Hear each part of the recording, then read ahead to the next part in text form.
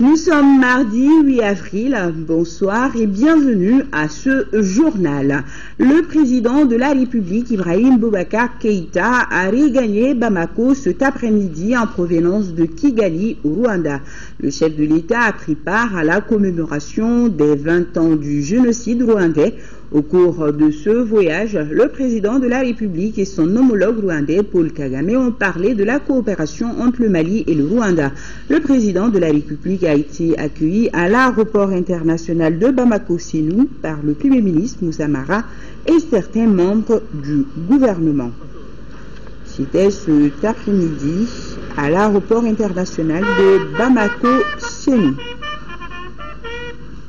Le président de la République, Ibrahim Boubacar Keïta, qui a donc regagné Bamako en provenance de Kigali au Rwanda. Il a été accueilli par certains membres du gouvernement.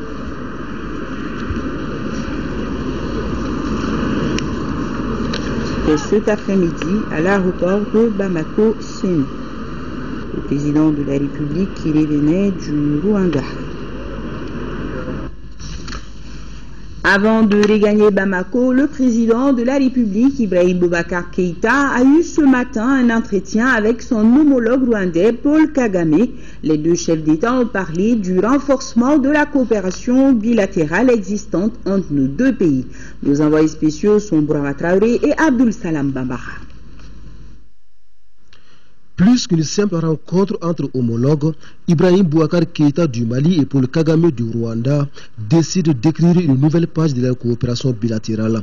Une volonté politique des deux chefs d'État qui vise à assurer le bien-être des peuples rwandais et maliens. Et dans les tout prochains jours, des actes seront posés dans ce sens. Nous allons approfondir aussi les relations entre les deux pays. Et nous avons convenu donc très prochainement de l'échange d'ambassadeurs. Mon frère souhaite qu'on aille beaucoup plus loin et qu'on se rapproche davantage. Cette rencontre entre le président Ibrahim Boubacar Keïta et son homologue rwandais se tient en marge de la commémoration du 20e anniversaire du génocide de 1994. Le chef de l'État est venu porter le message de solidarité et de compassion du Mali au peuple rwandais. Toujours au Rwanda, suite de la commémoration du 20e anniversaire du génocide, veillée funèbre au stade de Kigali, le président de la République, Ibrahim Boubacar Keïta, qui prenait part à la cérémonie, estime que le génocide au Rwanda est une leçon pour l'humanité. Nous l'écoutons au micro de nos envoyés spéciaux, Bourama Traoré, Abdul Salam Bambara.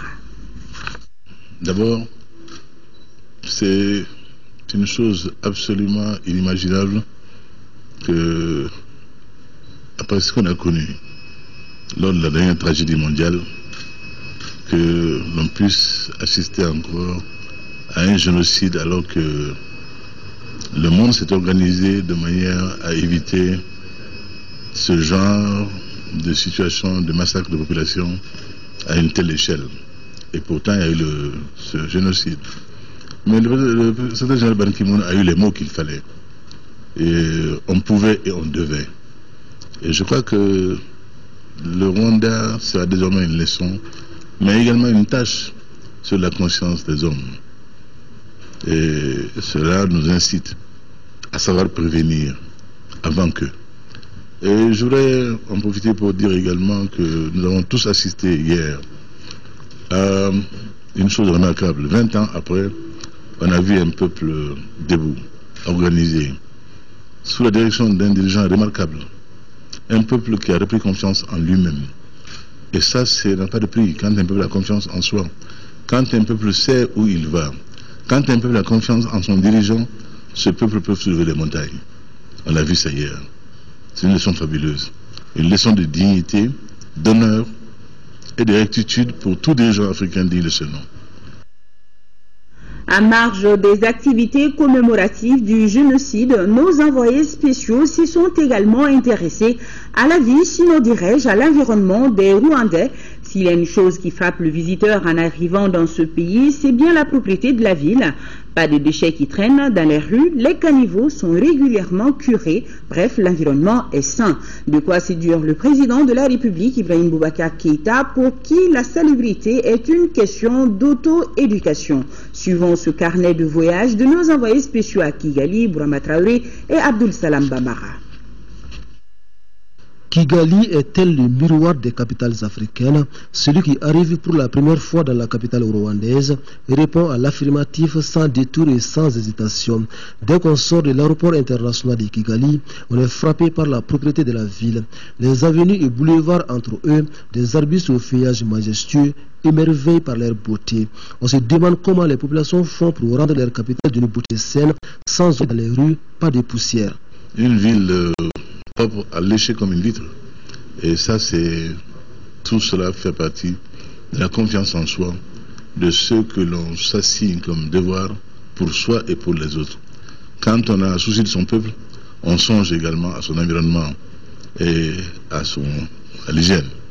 Et ici, il y a l'autodiscipline. Si vous jetez un papier, c'est un citoyen comme vous qui va le ramasser en vous faisant la leçon. Il faut donc que les gens comprennent que quand on s'impose certaines rigueurs, ce n'est pas seulement pour soi, c'est pour l'ensemble. Et un autre fait qui impressionne, celui du système de bitumage des avenues.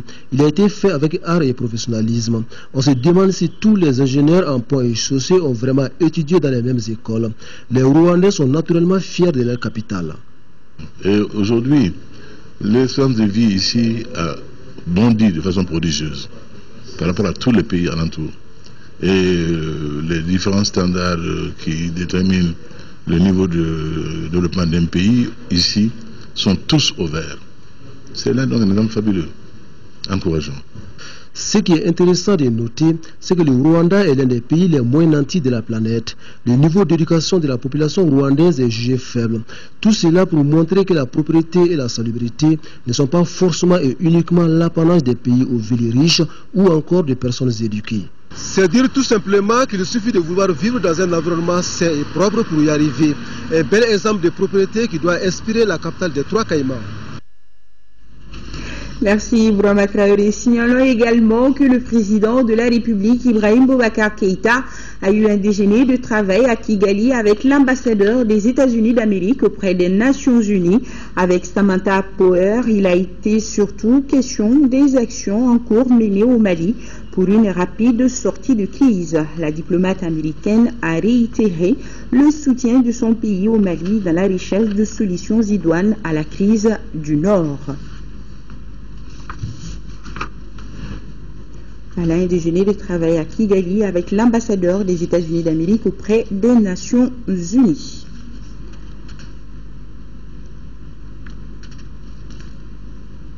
Avec Samantha Power, il a été question des actions en cours menées au Mali. Ici au Mali, place de la République, hier c'était l'ouverture de la première session ordinaire de la 5e législature. Les élus de la nation au cours de cette session vont examiner une vingtaine de projets de loi, dont celui relatif à la lutte contre la corruption et la délinquance financière. Mamari Kone nous en parle. Cette session, à en croire le président de l'Assemblée nationale, marque une étape importante dans le processus de normalisation de la vie politique de notre pays. On peut dire sans risque de se tromper que notre pays vient de loin et nous sommes en train de sortir de cette crise grâce à l'accompagnement de l'ensemble des frères africains et de la communauté internationale.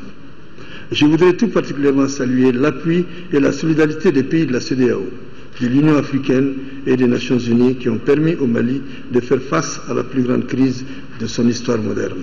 Au cours de cette première session ordinaire, les élus de la nation examineront une vingtaine de projets de loi proposés par le gouvernement, dont la loi sur la lutte contre la corruption et la délinquance financière. Son adoption contribuera, j'en suis sûr, à restaurer la confiance entre le peuple et le gouvernement et entre les gouvernants et les partenaires techniques et financiers. Les invités d'honneur à cette session sont les présidents des assemblées nationales du Bénin et du Burkina Faso. Ces derniers ont focalisé leurs interventions sur l'importance du rôle des élus dans la vie de la nation. Pour le président de l'Assemblée nationale du Burkina Faso, les sessions du Parlement sont d'excellentes occasions de discuter publiquement toutes les questions d'intérêt national. Les parlementaires doivent, dans ce contexte, jouer un rôle de premier ordre en tant que leader d'opinion, en étant à la hauteur des missions constitutionnelles de législation et de contrôle de l'action gouvernementale. Le président de l'Assemblée nationale du Bénin va plus loin en affirmant que le drame de l'Afrique contemporaine réside principalement dans la difficulté d'adaptation au concept et au principe de la démocratie. À cette difficulté d'adaptation se greffe selon lui l'égoïsme et la cupidité de certains acteurs politiques. Je n'exclus pas l'action pernicieuse des puissances d'argent qui ne favorisent pas souvent le développement harmonieux et continu de l'Afrique. C'est tout cela, caractérisé généralement par des contradictions d'intérêts individuels ou de groupes, qui expliquent, à mon sens, l'éclatement et la persistance des conflits armés, ça et là, sur notre continent. Le président de l'Assemblée nationale a exprimé la disponibilité du Parlement à accompagner le nouveau Premier ministre Moussa Mara. Il a également informé les élus de la nation de l'organisation par notre pays courant 2015 de la prochaine session des assises de l'Union des parlements de l'organisation de la conférence islamique. Une minute de silence a été observée en la mémoire de Nog Ag Achia, ancien député à l'Assemblée nationale qui vient de nous quitter. Les présidents des assemblées nationales du Bénin et du Burkina Faso, vous le savez, sont les invités de marque de cette première session ordinaire. Comme il est de coutume chez nous, le président de l'Assemblée nationale a fait montre de son djatiguia en offrant une soirée dînatoire à ses hôtes. Diplomatie parlementaire, solidarité sous-régionale, ce sont là quelques sujets évoqués au cours de la soirée à laquelle a assisté Alpha Maïga, son reportage. Sous ce toit, ce sont les parlementaires du Bénin, du Burkina Faso et du Mali qui se retrouvent une soirée dînatoire offerte par le président de l'Assemblée nationale du Mali à ses hôtes. La diplomatie parlementaire, la solidarité sous-régionale ont été longuement évoquées. Votre présence parmi nous témoigne de tout l'intérêt que vous accordez à la diplomatie parlementaire, mais aussi à la solidarité sous-régionale. Et je reste convaincu que les actions futures contribueront à renforcer ces deux axes suscités pour le bonheur de nos peuples respectifs. Cette crise malienne nous a montré qu'en Afrique, si l'on voulait, on pouvait. Et on a voulu, on a pu, pour combattre le mal par le bien, pour combattre le mal par l'effort.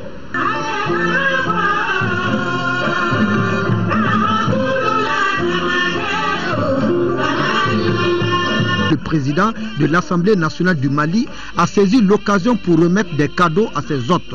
Témoignage de l'hospitalité malienne. Un mot de santé communiqué sur la situation de l'épidémie de fièvre hémorragique à virus d'Ebola.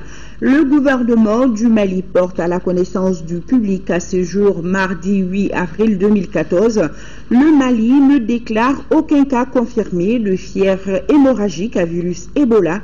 En attestent les résultats des prélèvements analysés par le laboratoire CDC d'Atlanta, parvenu hier au département de la santé et de l'hygiène publique.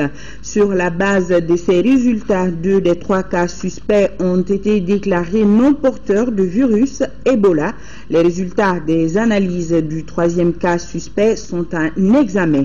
À ce jour, toutes les personnes mises en observation se portent mieux et ceux dont les résultats sont confirmés négatifs devront être très prochainement libérés. Le gouvernement rappelle à l'opinion que les mesures de vigilance demeurent tout de même renforcées sur le terrain en vue d'éviter l'introduction et la propagation de l'épidémie de fièvre hémorragique à virus Ebola sur le territoire malien.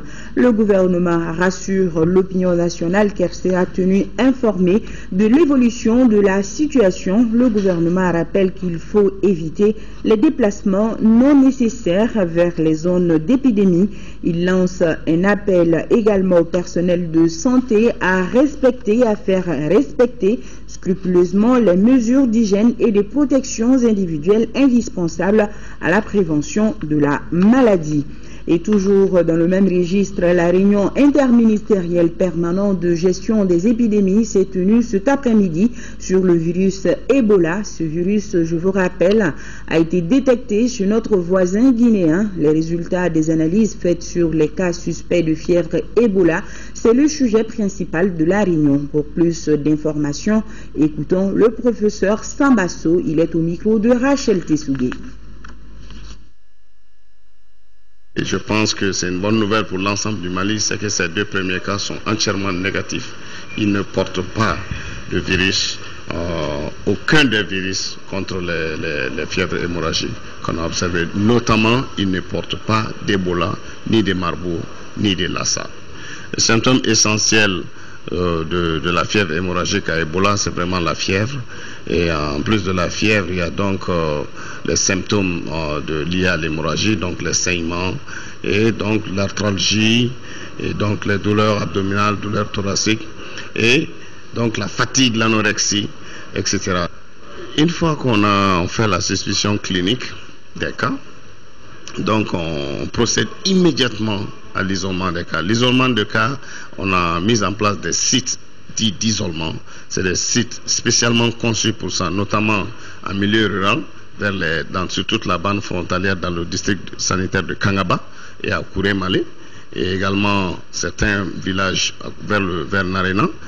Dans toutes ces localités-là, on a identifié à peu près 5 sites dans cette zone, et on identifiera encore d'autres sites dans la zone de Sélégué. Et à Bamako, on a 3 sites. La mesure de prévention, c'est l'hygiène, l'eau et le savon. L'eau de Javel, l'eau et le savon. Qu'on multiplie les lavages des mains. Aujourd'hui, j'entends souvent des rumeurs qui disent que dès que le virus vous attrape, c'est fini, vous allez mourir.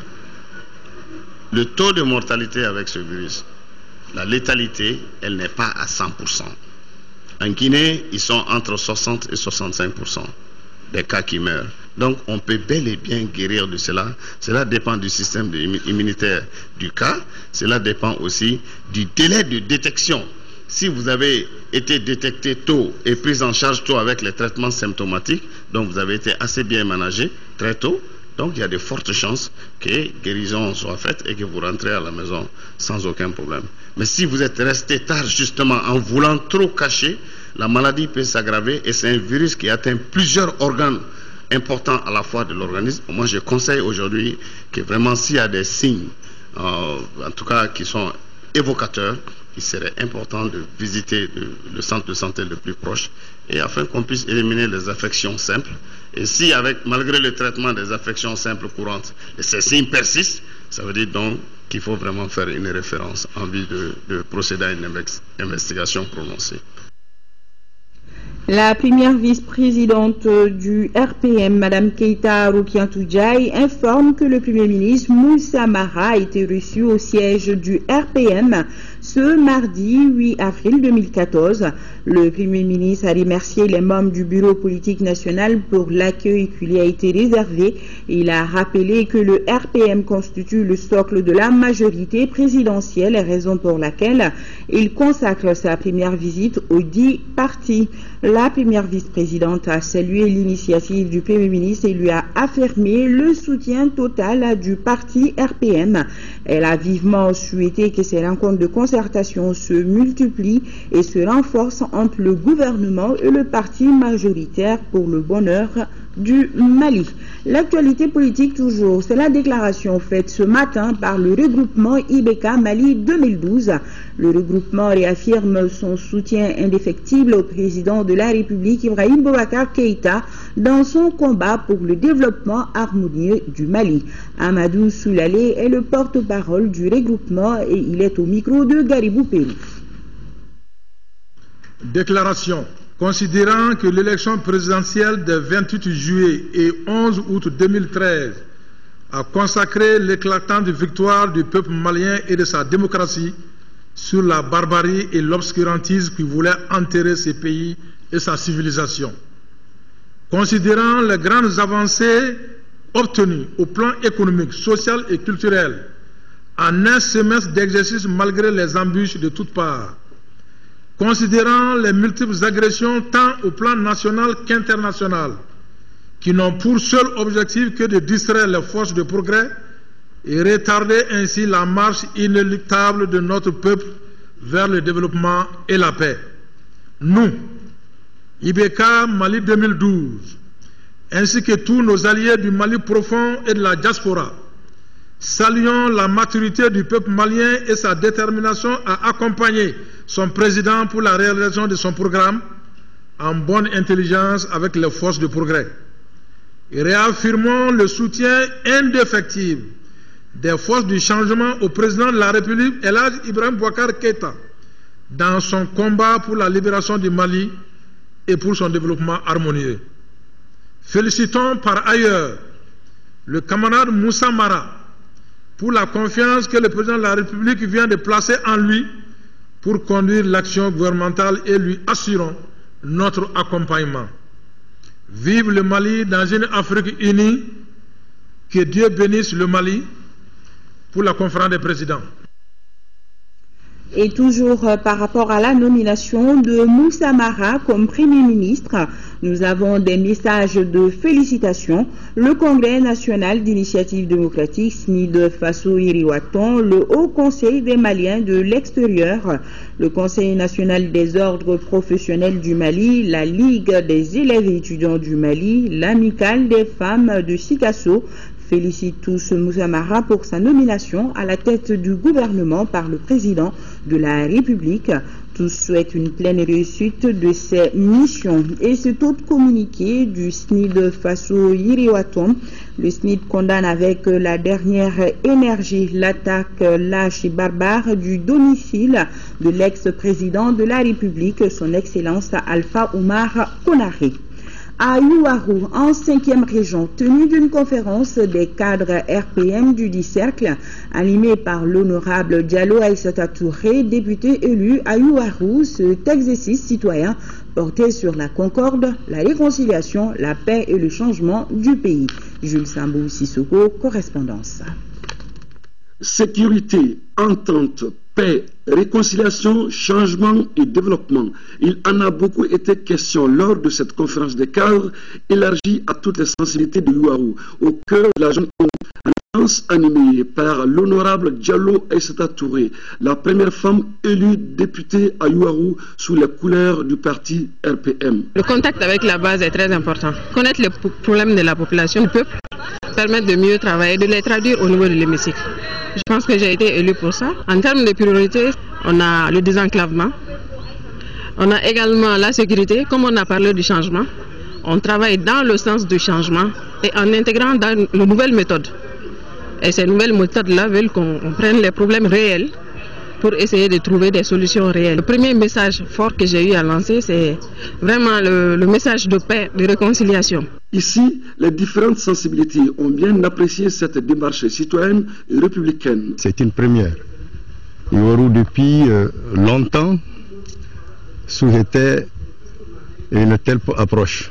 Connaître les problèmes de la population, voir ce qu'il faut pour vraiment améliorer les conditions de vie de ces populations. C'est son rôle de pouvoir approcher les partenaires, le gouvernement.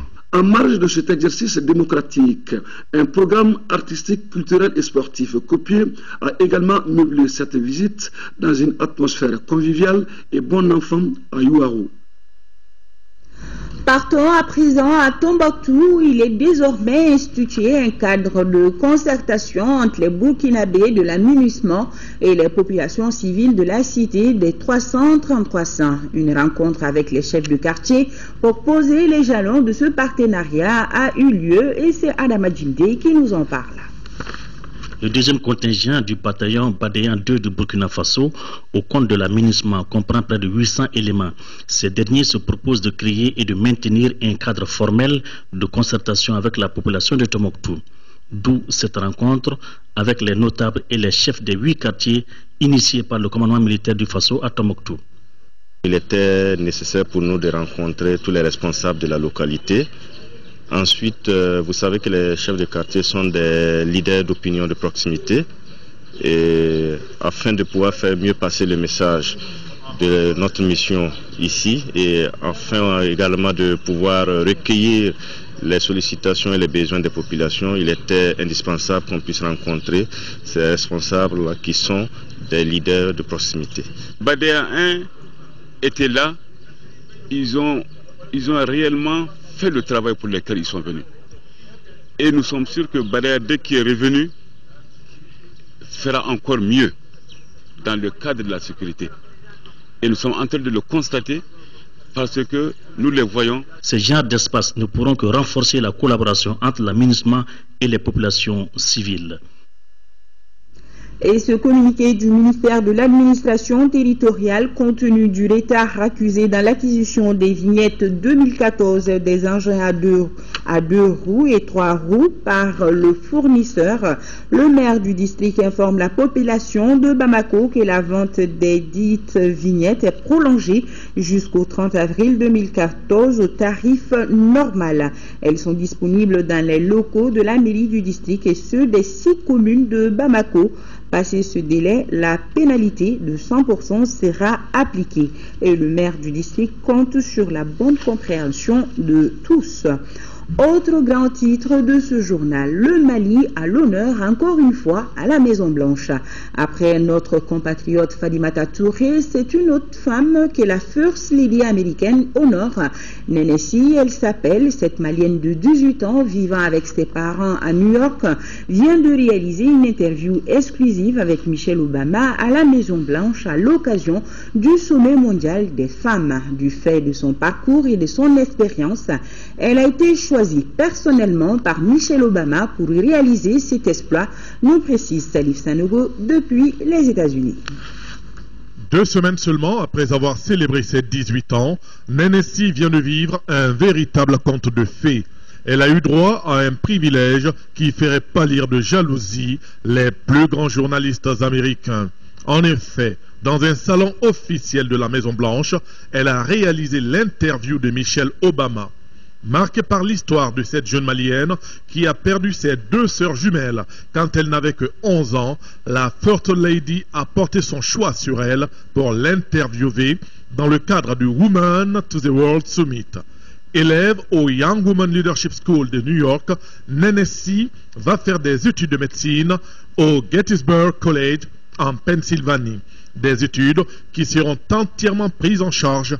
Michelle Obama a souhaité que des milliers de jeunes filles à travers le monde puissent s'inspirer de l'exemple et du parcours de Nénessi, la Malienne de Harlem. Courage et bonne continuation à toi, Nénessi. La holding Ben&Co vient de dépêcher ce dimanche une mission de bienfaisance à Mopti et à San. Dans ces 2 localités, elle a offert des lits d'hospitalisation équipés destinés aux pensionnaires de l'hôpital Sominé Dolo et du centre de santé de référence de San. Le commentaire de Ibrahima Djombe. Générer du profit, l'unir dans le but pour le partager, voilà la démarche cultivée par la Ben&Co Holding qui élargit ses œuvres de bienfaisance à l'intérieur du pays. Et pour la présente action citoyenne, 2 bénéficiaires. Le premier, l'hôpital régional Sominé Dolo de Mopti qui a reçu 20 lits équipés. Du matériel gracieusement offert qui ne va certes pas combler tous les déficits, mais qui renforcera tout de même les capacités d'hospitalisation sur place. Je ne peux que me réjouir de ce geste, comme je disais, patriotique, hautement humanitaire, qui va renforcer les structures de santé de la région de Mopti. Après Mopti, la mission humanitaire Ben&Co était à 100 avec encore un lot de 20 lits pour le centre de santé de référence de la ville. Ici, les responsables présents à la réception du don, après avoir énuméré les difficultés auxquelles le centre est confronté, ont magnifié cette action qui arrive au bon moment. Car, disent-ils, la structure connaît de réels problèmes quant au séjour des patients qui doivent être alités pour des soins et surveillance médicale prolongée. Ce don nous va droit au cœur. Parce que le problème de lit et de matelas, c'est un besoin réel qui est là. Donc, nous remercions beaucoup la société Ben&Co. Plus qu'un geste humanitaire, la Ben&Co inscrit cette action dans le contexte plus général du processus d'accompagnement des structures sanitaires dans le renforcement de la capacité d'hospitalisation des usagers. Le partage est une valeur, est un comportement qui s'incruste dans nos mœurs au Mali. Le social fait partie désormais des activités de la Ben&Co. Après Mopti et San, d'autres hôpitaux, d'autres centres de santé dans d'autres localités du pays bénéficieront de ce même geste de la holding Benenco dans les jours à venir. Sécurité des personnes et de leurs biens, 5 individus spécialisés dans l'obtention des visas et l'usurpation de cachets ont été arrêtés hier à Boulkassoumbougou par le service d'investigation judiciaire de la gendarmerie nationale. Ramata Kounate pour plus de détails. Des groupes de bandits se sont spécialisés en matière d'obtention de visas. L'un de ces réseaux, composé de 2 Ivoiriens et 3 Maliens, vient d'être démantelé. À Boulkassoumbougou, leur lieu de regroupement, un important lot de documents et de matériel a été découvert. L'équipe en question a eu quand même à retrouver sur les lieux des passeports maliens, une 50aine de cartes d'identité, des imprimantes, divers matériels informatiques. À ce lot s'ajoute une dizaine de cachets confectionnés au nom de différentes autorités maliennes et étrangères. Ces bandits de grand chemin ont été arrêtés suite à des plaintes. Nous avons reçu plusieurs plaintes dans ce sens. Il y a cela 5 à 6 mois de différentes banques de la place. Nous soulignons qu'il y a un réseau de faussaires qui mettaient tout en œuvre pour avoir le relevé de compte bancaire des différents détenteurs de comptes dans les différentes banques et afin de faire une demande de visa. Donc, n'étant pas domiciliaire de la banque, par exemple, la BCI, qui a été le premier plaignant, a été appelée par l'ambassade de France par rapport à différentes demandes de dossiers de visa, alors que ces demandeurs n'étaient pas domiciliés à la BCI. Et donc, suite à cette plainte, nous avons procédé à des investigations afin de rechercher et appréhender les auteurs. Ces plaintes ont donc eu une suite favorable, puisque les frères ivoiriens Mouri et Bakari et Lamine Modibo et Mamadou, leurs chefs, sont désormais hors d'état de nuire. Dans le même registre, vous vous rappelez sûrement de l'attaque par des bandits armés le 18 mars 2013 des forêts en Dougoukoura, cercle de Tenenkou et Léré dans la localité de Niafouké. 20 forêts ont trouvé la mort au cours de ces affrontements. Une association dénommée Collectif Justice pour les victimes de Dougoukoura est créée suite à ce massacre. Le collectif a procédé au lancement de ses activités ce dimanche au CICB. Ses responsables entendent œuvrer auprès des autorités pour que justice soit faite. Aussi, ce collectif compte apporter sa contribution au processus de réconciliation enclenché dans notre pays.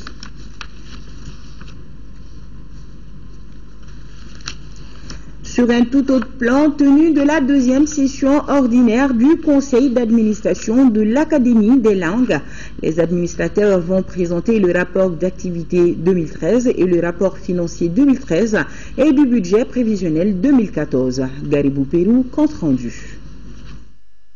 Intensifier la confection, la traduction et l'élaboration des documents officiels et des lexiques spécialisés en langue nationale, c'est le défi que l'Académie des langues compte relever en 2014. L'engagement est pris au cours de cette 2e session. La promotion des langues nationales pour le nouvel établissement public à caractère scientifique et technologique est une question vitale pour le développement de notre pays. Plusieurs activités ont été menées.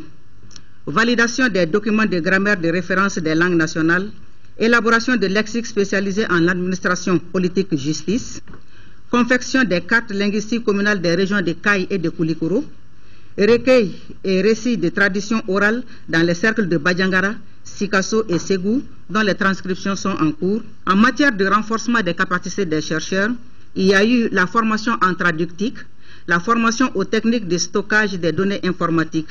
L'apprentissage de nos langues nationales comme langue seconde par des communautés non locutrices natives de celles-ci contribue également à renforcer la cohabitation pacifique et la convivialité entre les différentes composantes de notre nation. De par votre engagement pour la cause des langues nationales, je demeure convaincu que cette session aboutira à des recommandations pertinentes qui nous permettront d'avancer de façon significative dans la mise en œuvre de notre politique de promotion des langues nationales. Notre pays qui cherche les voies appropriées de sortie de crise, les langues se présentent comme des moins efficaces dans le processus de la réconciliation nationale. Ce conseil marque l'aboutissement de la politique nationale de promotion des langues. Les administrateurs vont, à l'issue de la session, mettre en place le conseil scientifique et le quitus des critères de recrutement des académiciens. Et en parlant d'éducation, notez ce rendez-vous sur l'ERTM à suivre après ce journal, le deuxième numéro du journal spécial sur la concertation nationale sur l'enseignement supérieur et de la recherche scientifique avec Lamine Tchekoura Koulibaly. Du sport dans ce journal et du football, championnat national de Ligue 1. La 13e journée a été bouclée hier au stade Mamadou Konaté. L'USFAS a été battu par les 11 créateurs de Nyarela par le score de 1-0. Une victoire qui donne espoir aux jeunes de Nyarela. Mamoutou Dante a suivi cette rencontre. Voici son reportage. L'USFAS en jaune tombe face aux 11 créateurs de Nyarela 1-0. Les militaires ont essuyé plusieurs fois devant les buts adverses. Cette rencontre a démarré avec peu d'engouement, mais les joueurs de l'USFAS étaient plus engagés. Comme ici, sur une erreur défensive, Mohamed Menta loupe son tir face à Germain Berthier des 11 créateurs de Nyarela. Jusqu'à la fin de la première mi-temps, les deux formations font un jeu égal, score 0 but partout. En seconde période, malgré des changements opérés de part et d'autre, c'est jusqu'à la 90e minute que Lamine Traoré, entré en cours du jeu, débloque la situation sur penalty pour les 11 créateurs de Nyarela. Ainsi, l'équipe de Nyarela remporte les 3 points de la rencontre. On menait 3-1 le match passé à cause de coupure. Ça veut dire que je suis très confiant, parce qu'à chaque match, j'arrive à marquer un but. C'est une fierté quand même, c'est une très bonne chose qu'une équipe marque chaque match un but. Ça veut dire qu'il peut aller, s'il veut, il peut aller. Donc on va se préparer jusqu'au... On prend match par match et on va voir ce que ça va donner. Mon équipe cette année, aujourd'hui, ils étaient sur le pied, techniquement, tactiquement, ils étaient bien en place. Mais malheureusement, on a raté des occasions et puis on prend un but à la fin du match. Bon, ça fait très mal, vu la préparation de la semaine. C'est pourquoi ça nous met mal à l'aise. Ce n'est pas le travail de l'entraîneur seulement, mais ça met tout en cause. Cette victoire permet aux 11 créateurs de Nyarela de quitter la 8e place pour la 5e avec 19 points. L'USFAS reste 11e avec 14 points selon le classement provisoire de la 13e journée. Le RTM est en deux. Notre collègue Ibrahim Damozo Djara, animateur-producteur à la direction de la radio rurale, nous a quittés aujourd'hui de manière brutale des suites d'un accident de la circulation ici à Bamako.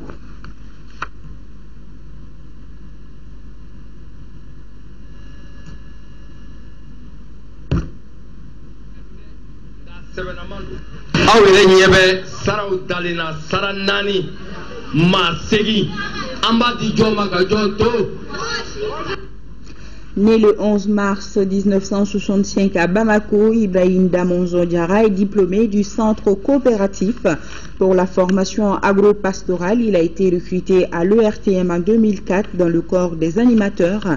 Il s'est révélé à travers des émissions comme Poi Kampoi, Aniche, des émissions dédiées au monde rural. Il anima aussi des émissions destinées aux chasseurs. Ces obsèques auront lieu demain à 16h à Lafiabougou, qui son âme repose en paix. Sur ce se referme ce journal. Merci de votre fidélité à l'ERTM. Bonne suite de programme. À demain. Bonsoir.